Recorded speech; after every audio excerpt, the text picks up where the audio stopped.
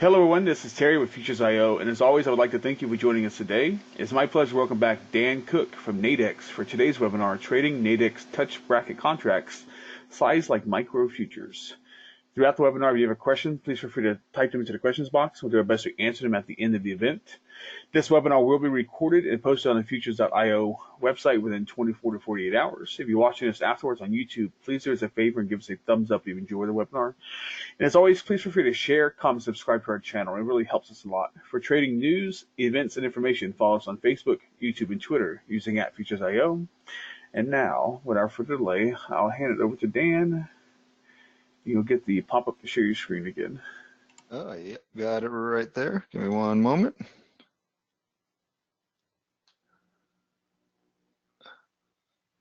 All righty, Terry, you should be seeing my screen, I believe. Yep, looking good. She's all Oh, yours.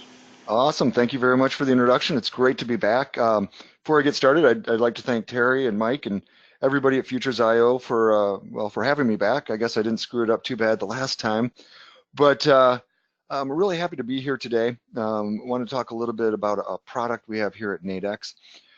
Just a little bit about me. I'm the Director of Business Development here at Nadex. I spend a lot of time on the operations side, actually on a lot of the different sides of the company.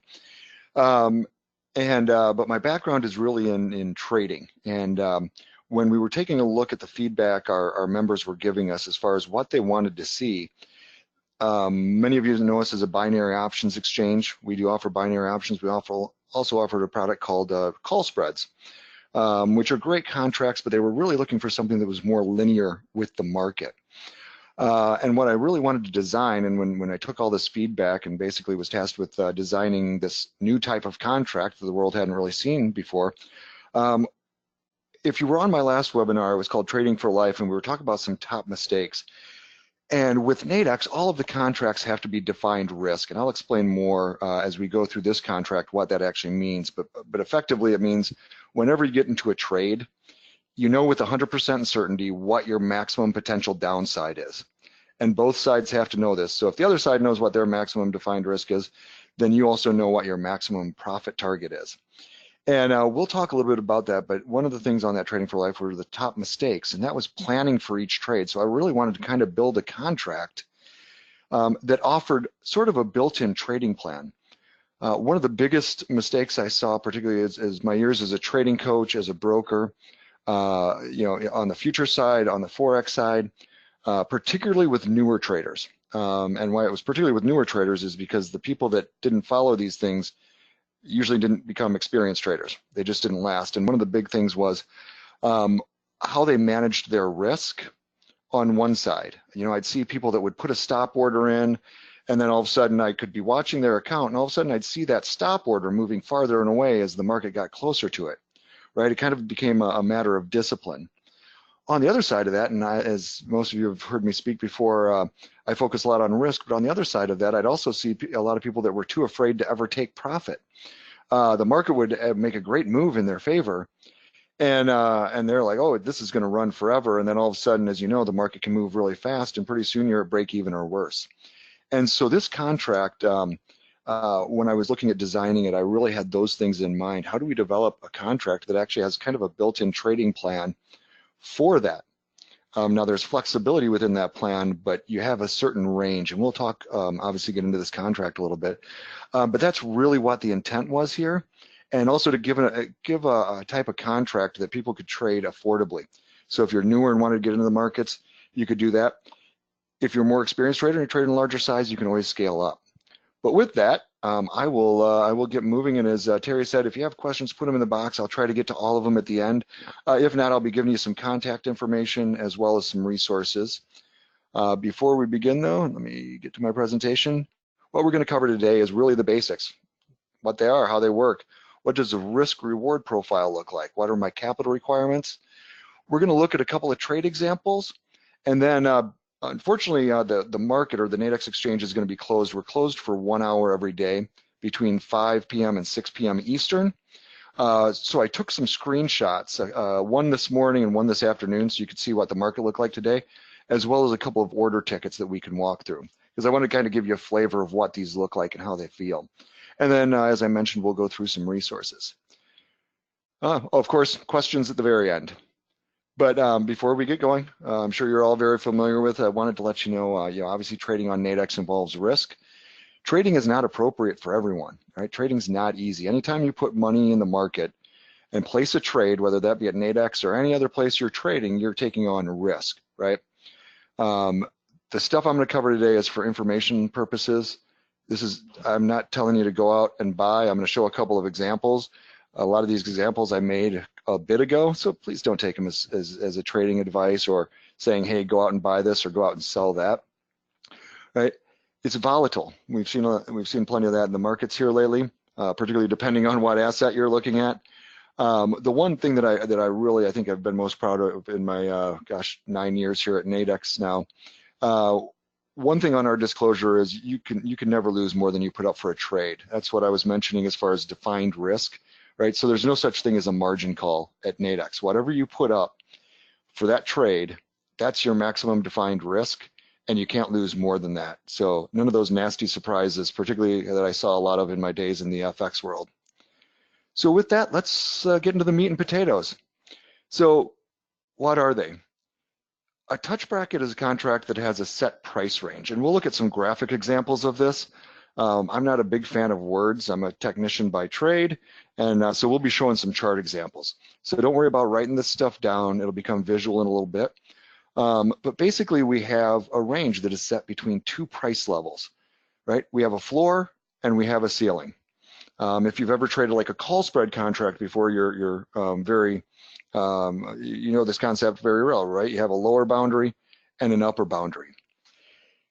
Between the floor and the ceiling, the contract moves in linearity with the underlying market, and we'll talk about what those underlying markets are.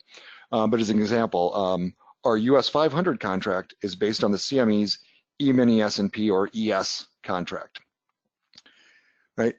Where these are a bit different is, and why they're called touch brackets, is if the level, the indicative index for that, hits that level or touches or surpasses the floor or ceiling, that contract is expired at that value. And we'll get more into this as we look at the risk reward of these and how that all plays out.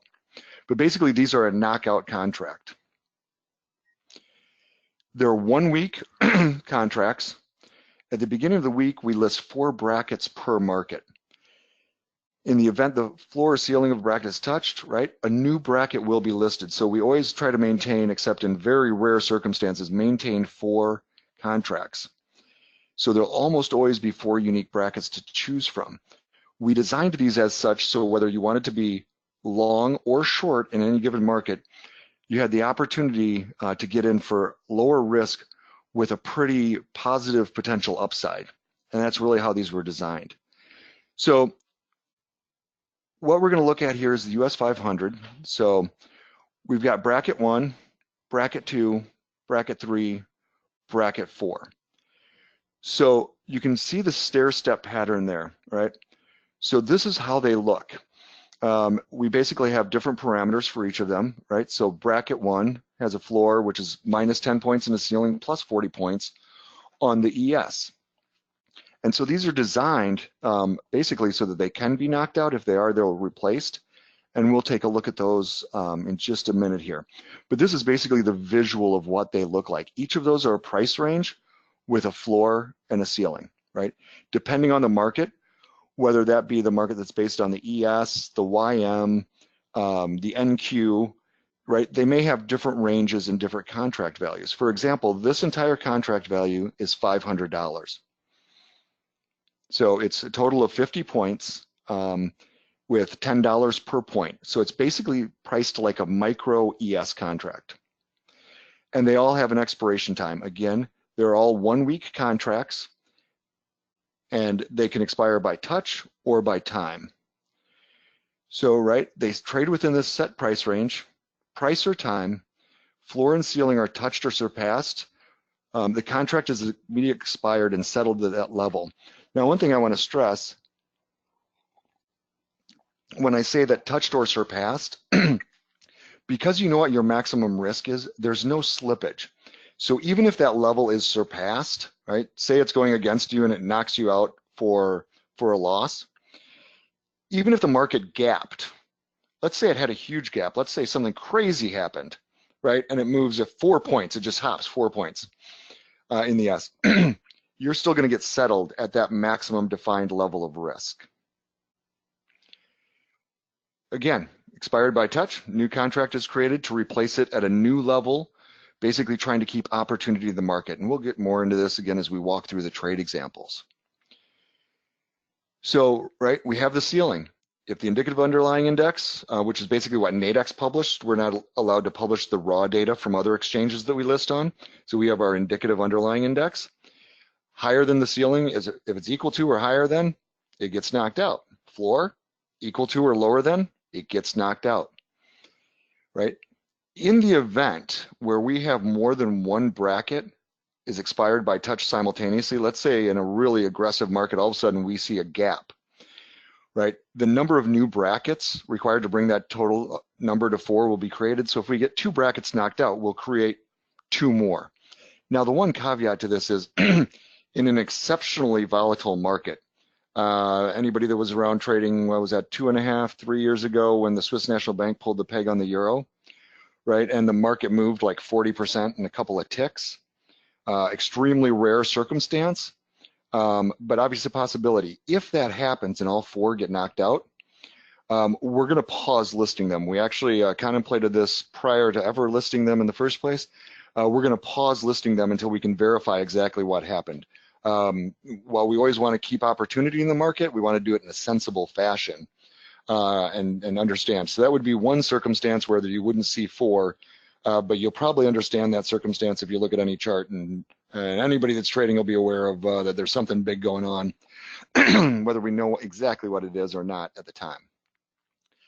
This is really the same as any market. So don't look at this as a different market. If you think it's going up, you're a buyer. If you think it's going down, be a seller. You just then need to plan where your entry is going to be. You know, what risk level are you willing to take? What potential profit target do you want? So let's take a look again at how they work. So we had our original listing here, right? So let's say the market moved. Hopefully everybody can see that price. It moved kind of fast there on the left. So I'll go back here. Look at the left side of the screen. That blue line represents where the current market was when these were listed. So at this point, the market moved up. It hit the ceiling of bracket number 4. So if somebody was a seller of that bracket, they've now just been knocked out, similar to getting hit with a stop. This is actually more like a contractual stop. You can't get slipped. You know your maximum defined risk, but they're going to take that as a loss. Anybody say that it had bought that contract then would be expired effectively like a limit order. They're going to get filled. It's going to get settled for their profit. Once that's knocked out, you'll see it there in red, we create another new bracket. We create another new bracket, basically this one to the specs of the original bracket 1. It'll be the floor minus 10 points, right? So this is if a bracket gets knocked out as the market's moving up. If the market continues to make moves up throughout the week, new brackets will be created in an upward, almost like a stair step fashion. We want to create that opportunity, and you can roll into the next contracts, right? If the market moves down, in this case, the floor of bracket 1 was hit, right? So in this case, if somebody had at the open of the market bought bracket number 1, and let's say they bought it right at the open, they had 10 points risk, they just got knocked out for a $100 loss. Anybody that was selling that contract, wherever they sold it to the floor would be their profit potential. But once bracket number 1 gets knocked out, almost instantaneously, in this world of technology, to the human eye, it's almost instantaneously, but almost immediately, the new bracket is created. And if the market continued to trend down, we'd see a trending thing in a downward fashion. So the second way a bracket can expire is by time. Again, these are weekly contracts. One thing I want to mention is even though they're weekly contracts, we'll talk a little bit more about this in risk reward, but they're weekly contracts, but there's no additional margin if you hold them overnight. Whatever your initial risk is when you get in, that's all you have to pay. You're never going to have like an overnight margin situation. Once you're in until it either expires, you close out the trade, or either it gets touched, you close out the trade, or it expires by time. So they'll typically expire on the last trade date of the week. For example, it's typically a Friday, but if Friday is a holiday, it may be on Thursday. When we calculate the expiration value, and if you're already trading Nadex, these will expire for all contracts expiring at the same time. They all have the same expiration value, and we'll take a look at how that translates on these. So if you're trading a binary option, if you're trading a touch bracket, if you're trading a call spread, all of them expiring at the same time will have the same expiration value. Any positions in the touch bracket contracts will be used the Nadex expiration value calculation, which is basically just a way to say, this is the expiration value calculation, this is where it's settled, that's where it's going to be the difference in your profit and loss. So they're really considered variable payout. And again, I say this because a lot of times people who have traded at Nadex for a while are looking at our binary options and they understand the all or nothing payout of a binary option at expiration. These are considered variable. So almost like this is expiring, so where your profit and loss are going to be determined by the difference on where you bought or sold and the final settlement value of the contract. I'll just use round numbers, but let's say you bought there was a $500 value contract. You bought it at 100, meaning you had $100 risk, 400 potential upside. If it moves up $100 and expires there at the end of the week, your net profit, not including exchange fees, would be $100. And this is what it looks like. So we have our 4 brackets, right, going into expiration week. Right there, in this case, it was about 2780. So all 4 of those brackets are going to expire right around that at that 2780 mark. So if I had sold bracket number 1, say up by 2810, right, my profit is going to be determined by where I sold to where that expires. If I had bought any of these lower than that, then my profit would be considered wherever I bought to where it settles. That's how my loss would be determined as well, right? So if I was a buyer of bracket number 1 and I was still holding on to it as we went to expiration, wherever I bought to where that expired would determine my loss on the trade. Again, you can close these out early, though. You don't have to hold them till expiration. As a mentor of mine once said, the difference between him and newer traders was that he got out of his trades faster. So, you know, if you have a trade that's going against you and you're like, oh, my analysis was wrong, I just need to get out, you can get out of the trade. You don't have to hold it till expiration. If it's going in your favor and you want to lock in some profits, maybe you traded 10 contracts, maybe you want to take 5 off, you can do that as well. So one of the great things here is we know our maximum risk. We know our maximum risk and our potential reward. And this is where the trading plan part of it comes in, right? These aren't movable levels. Once a bracket is traded, once you're in that position, you can't move the outside boundaries, right? You can close out early if you want to close it out, but you can't move the floor to ceiling boundaries. And I say they provide pinpoint control over risk and also natural profit targets because they can't be moved and there's no slippage on these, right? Whatever that level is, that's your worst case scenario as well as your maximum profit potential. A lot of times, because we talk about discipline in trading, I kind of call these contracts, you know, discipline by design, right? Because you can't move a stop farther away in this contract, or at least past the floor, right? So you're always going to know what your maximum risk is. So real quick, and this is probably evident already, the buyer's risk is the difference between the buy price and the floor. Seller's maximum risk is the difference between the sell price and the ceiling.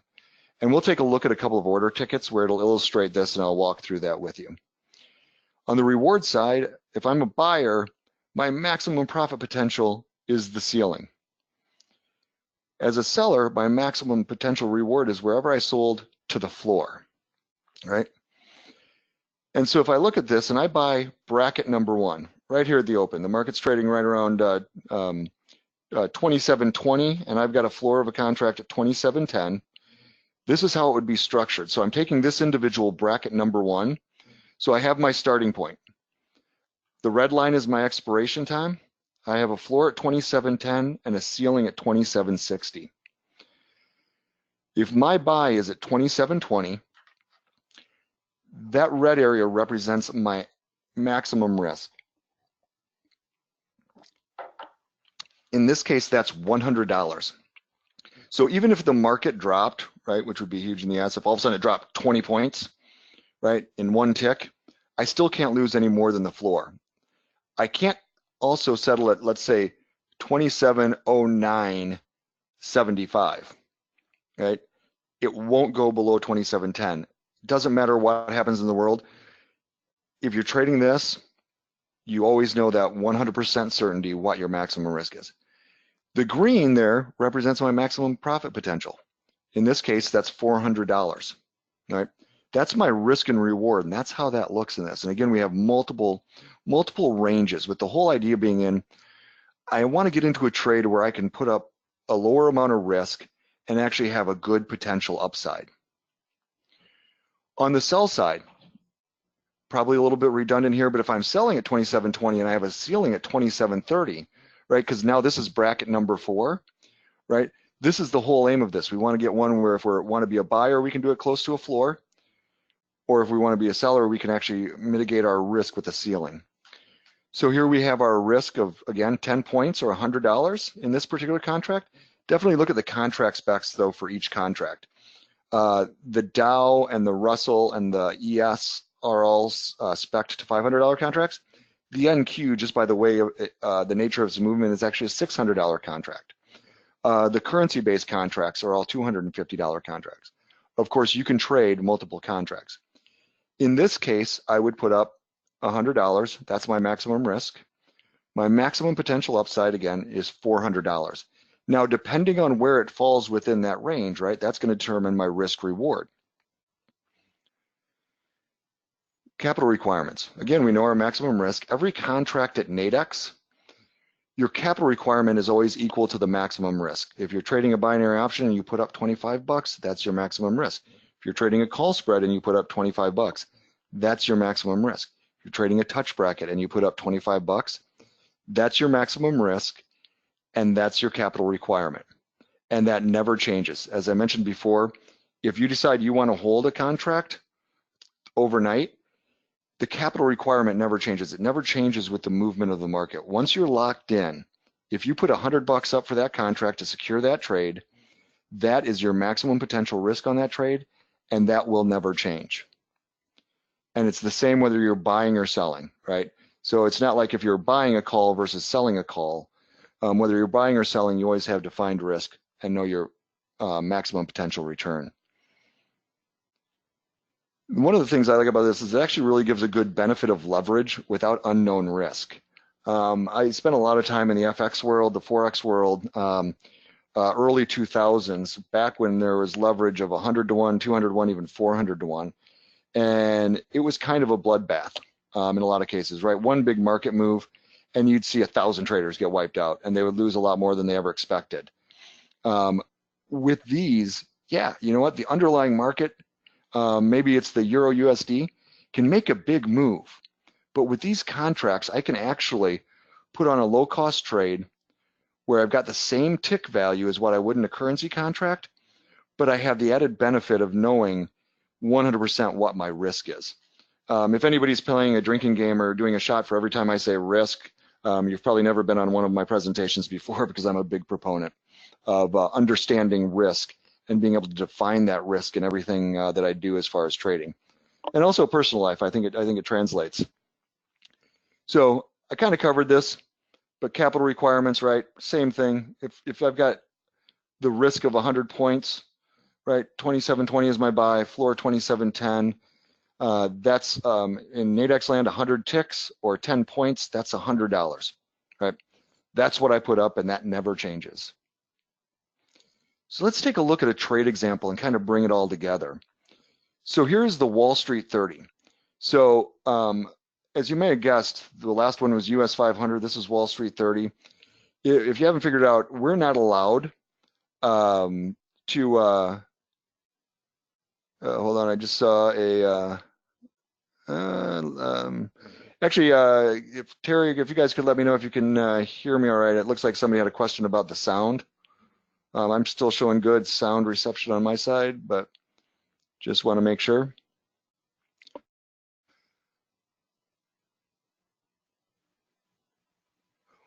Well, cool. Well, I'll continue then. Yeah, you may just need to check your speakers if you're using a headset. Looks like everybody else is good to go here. So this is the Wall Street 30. So this is based on the Dow mini contract from the CME. That's what the underlying market is for this particular contract. We're not allowed to call it the E-mini Dow, right? That's a trademarked or copywritten, whatever the phrase is, term used by the CME. Now we have an agreement with them to settle our contracts to their underlying markets. We're just not allowed to call them. So they're pretty easy to figure out though, right? I'm guessing you can guess what the Tech 100 is, right? It's based on the NQ or the NASDAQ. Wall Street 30, it's based on the YM or the Dow, right? So pretty easy to figure out, but you do want to understand, and you can find it on our website, what those contract specifications are. So, all right, we've got our opening price of 24,375 on the Wall Street 30, right? We've got bracket 1, bracket 2, bracket 3, and bracket 4, right? Same structure, should look familiar by now, right? So all of these contracts have the same 1 week expiration time, right? Unless they get knocked out before. So we're going to take bracket 1. We're bullish the market and we think it's going to go up. So let's structure that contract. We've got floor and ceiling, right? So in this case, the opening price was 24,375. We've got a floor 100 points lower at 24,275 and a ceiling at 24,775. Total contract value of $500 on the Wall Street 30. If we're buying at the open, right, 24,375, we've got, that's our risk, which is 100 points in the case of the US or the Wall Street 30. That's $100. Maximum potential upside, $400.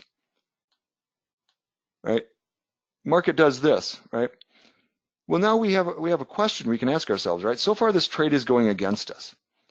Again, we don't have to hold on to it to see if it hits the floor. We may want to. We may have walked into that trade and said, I'm willing to risk $100. You know what? I still think my bias is right. That was plenty of breathing room. Maybe I'm sitting at a support level, and I'm going to let it run if I want to. It's a trading decision. Another trading decision may be, hey, you know what? It actually broke through what I thought was my support. I'm going to take a smaller loss and not take my full risk on this trade. Right? And hey, all of a sudden we held on to it. It just hit our ceiling. Now, one other thing, right? I bought at 24,375. I don't have to hold and wait till it hits the ceiling. I could either try to close it out as the market's moving, or I could put limit orders out in advance. For example, if I was trading a 10 lot, maybe I want to take 3 contracts off for profit or 5 contracts off for profit when it goes in my favor 150 points. You know, whatever your analysis tells you, whatever your trading plan tells you, you have that flexibility. In this case, we had a happy day. It was long, ceiling got knocked out, right? So that contract hit the ceiling at 24,775. We bought at 24,375. It's 400 points, or in the case of the Wall Street 30, $400 per contract, not inclusive of the exchange fees, right? So now, though, remember, as the market moves up and other contracts get knocked out, right? Because if this happened, our bracket 4 would have been knocked out, our bracket 3 would have been knocked out, and our bracket 2 would have been knocked out. And so they would have all been replaced. So when that happens, right, we're going to already have a new contract there. If you think it's going to continue to go up, you can roll into the new contract. So our new contract, again, $500.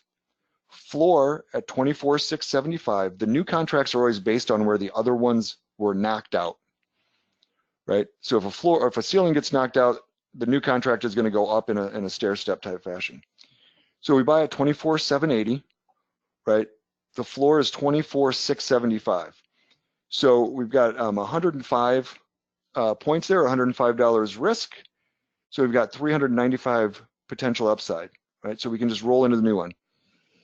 If this happens and it hits the end of the week, the expiration is 24,990, right? That's where that expiration value was. We bought at 24,780. So we got $210 difference, or 210 points difference. And so overall, we had a pretty good week, right? We made 400 on the first contract, not including exchange fees. The next one, we made 210 per contract, not including exchange fees. Of course, doesn't always happen that way. But what you know going in is what your maximum potential upside is as well as your maximum risk. And understanding that maximum risk, to me, is really important. Hopefully everybody can see this. That was just a trade example. I'm going to show you where you can get some resources though, and go in and trade these. I would show you the platform right now, but as I mentioned, the exchange is currently closed. Actually, just closed, so it wouldn't be very exciting. But just to give you an idea, this is what they look like on the platform. Now, this is the US 500, which is based on the ES or E-mini S&P. Just to give you an idea of like what the market looks like, we had 4 brackets at 9:34 a.m. Eastern this morning, right? We were trading at 29.99.50 by 29.99.70.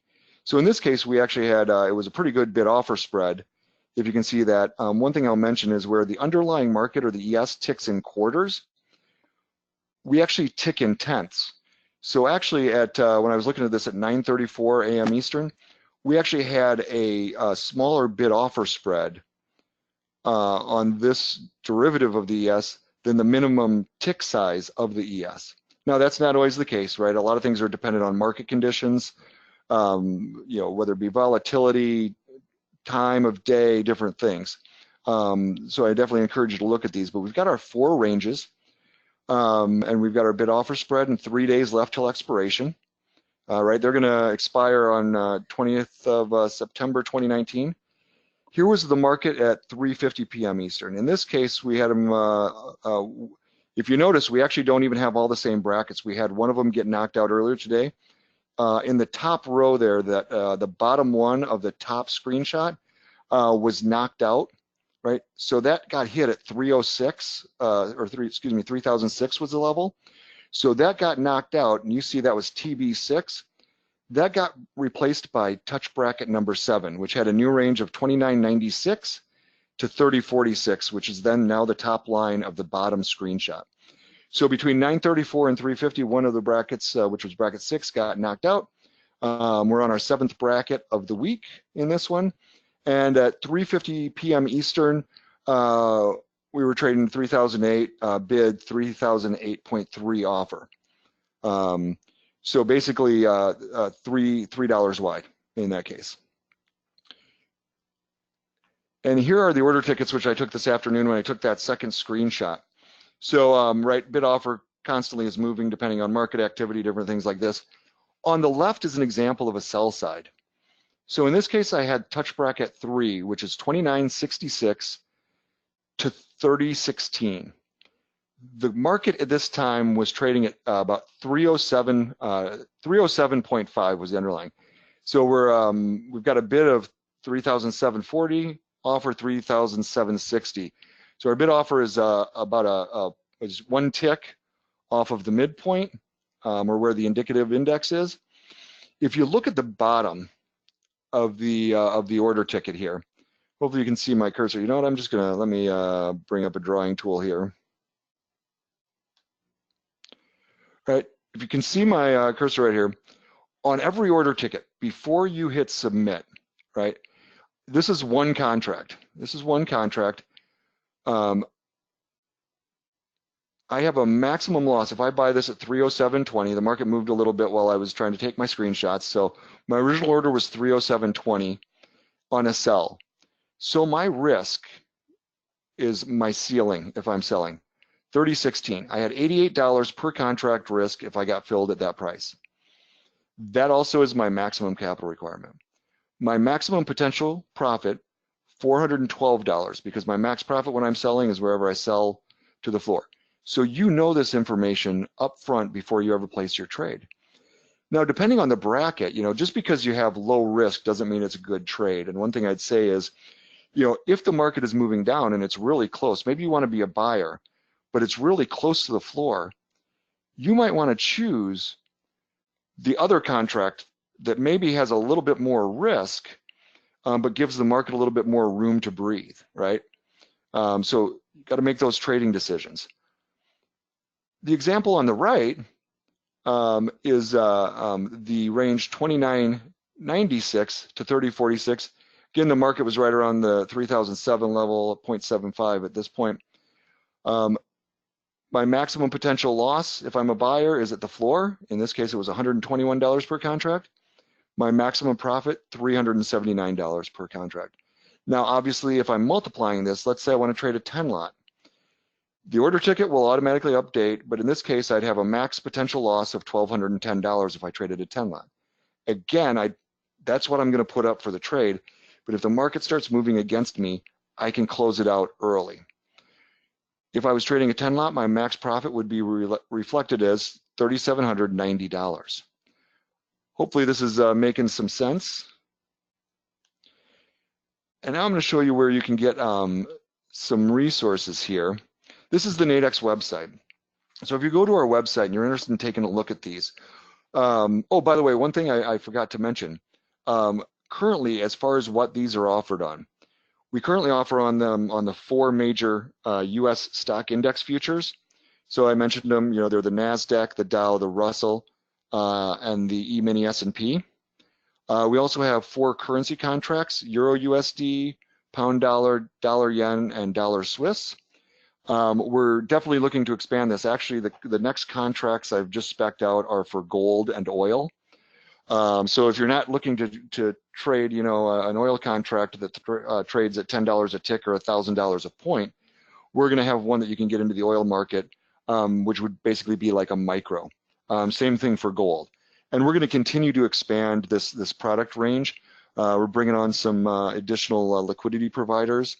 We've already got some doing a great job, but really think these contracts are pretty solid, and we want to expand this product line because we want to give all of our traders an opportunity to trade the markets that they want to trade, you know, as much as we can. Now, we probably won't on the currency side start offering the US dollar Thai baht anytime soon, right?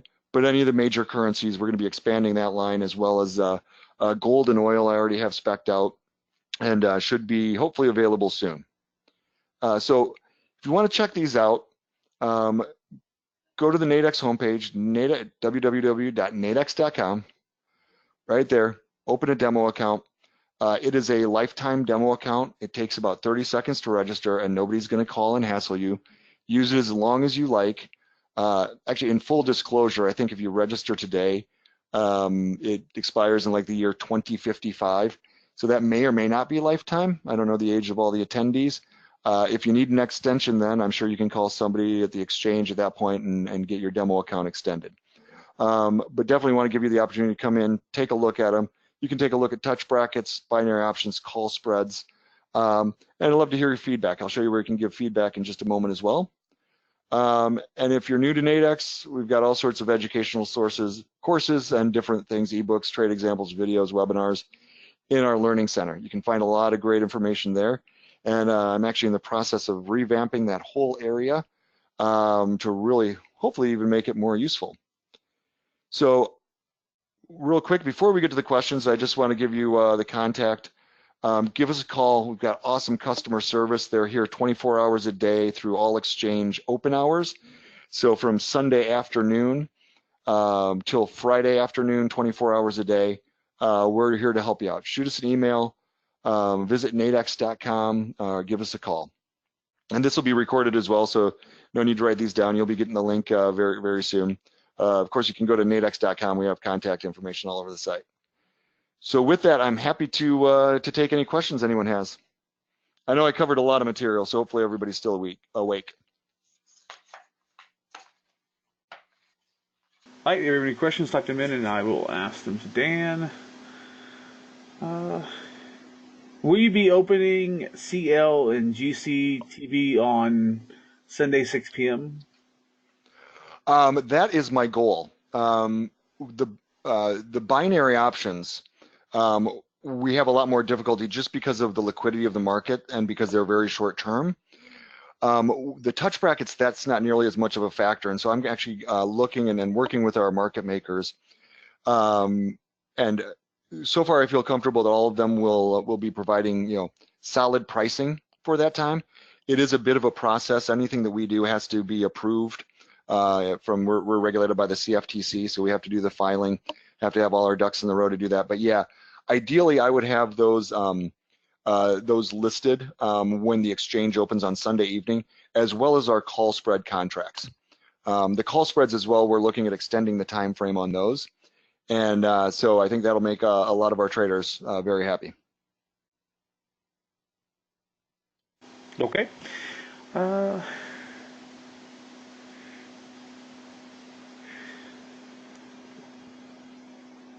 can you put in a profit and loss order after getting into a trade? Yes, absolutely. So right now, so if you wanted to set a limit order, now the stop loss, we're actually specking out on these. Traditionally, Nadex never had them on our platform because binary options are very difficult to use a stop with. It's beyond the scope of this to go into why, but what I'll call uh, uh, exponential delta exploding gamma on a binary option. And since we were typically a binary option shop, I was actually a big proponent of not having stops. So right now, when you first get into a trade, you can set your limit order out there to take profit. That is available. The stops are not available, but literally I had about a 2-hour meeting earlier today on the specs on those. I don't have a set time frame. Your risk is managed by the floor if you're a buyer, ceiling, but I also want to get a couple types of stops, one that you just set, but also the trailing stop, and hopefully have those on soon because I think, well, that's just something I'd like to see in this linear contract for this as well as our call spreads. Okay. Uh, I know early you talked about shutting down trade options if the market moved too far. Is that kind of like the circuit breakers in the regular market? It's similar, and in a lot of cases, because of where we list these, and the idea kind of behind that is like the circuit breaker. Now the one thing where the circuit breakers are so important in the underlying markets, and we didn't see those in the spot currency market clearly when we had like the Swiss National Bank or all the different events I could name off. Yeah, that is really, I mean, but they have the same idea. It's the protection for our traders, right? Because we don't want to just if something happens, the way these are designed, I figured when I designed these that there would be in the last 15 years, there were maybe 3 or 4 instances where all 4 brackets while the market's open would be knocked out simultaneously. And one of those was the Swiss National Bank, which clearly before we would list something else, we have a lot of newer traders and they might see something, get really excited. And we just want to make sure something's not structurally wrong with the market before we list those, but very similar to the circuit breaker idea, right?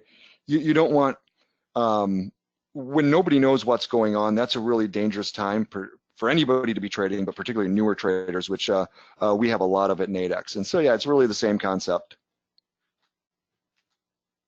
Okay. Uh, is someone able to buy one contract and simultaneously sell off a different bracket A? Yes, so you could buy, let's say you bought bracket 1, you could sell bracket 4. You can't, obviously if you can't buy and sell the same bracket, there wouldn't be any benefit to that, but you could buy, let's say you're trading E-mini S&P or the ES, the US 500, you could sell, and I'll just flip back here, let me flip back to where we're looking at this. So in this case, let me get my spotlight, right? You could effectively buy bracket 1 here and sell bracket 4 here, right? Now, one of the things that might be, and I haven't really considered too much of the strategy. Now, they're going to move very linear. So if bracket 1 is going like this, bracket 4 is also going to be going like this, and it'll get knocked out here, right? So if you're maybe looking for a big move, right, and you think this is, you have the possibility, let's say, of a 30-point move, right? But you just don't know which direction it's going to go, kind of like almost like a strangle in the options market. You're looking for a big move, you're looking for volatility. Again, I haven't tested it, nor can I actually recommend strategies, but you certainly can. I mean, you have that flexibility because these are independent contracts. So you could buy one and sell 4 simultaneously. Okay. That's a good question. How about the stop function provided by Apex Investing Scanner program? I don't know what that is. They're actually a third party. I believe it works with the touch brackets. You'd have to contact actually Apex for that. They've built a really cool tool.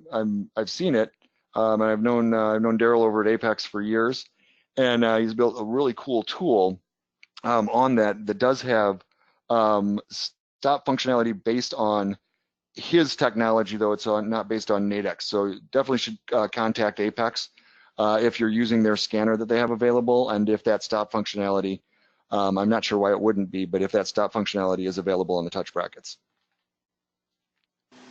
Okay. Uh, I don't see any more questions. I give them another minute or so to get them in.